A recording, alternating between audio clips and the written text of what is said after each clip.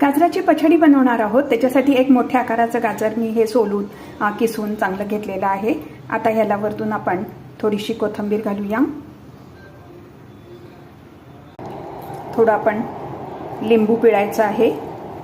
चवीप्रमाणे साखर आणि मीठ घालायचं आहे। साखर घातली, मीठ घालूया।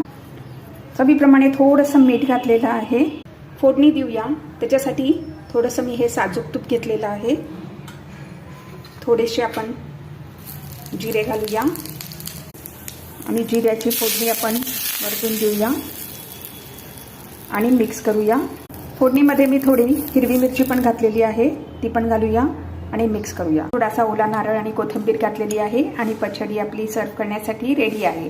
मी लिंबू घातलेला आहे, जर पाहिजे तर आपण दही घालून सुद्धा ही आपण पछडी सर्व करू शकतो। खूप छान हेल्दी आहे, झटपट होणारी आहे, डब्यात न्यायला छान आहे।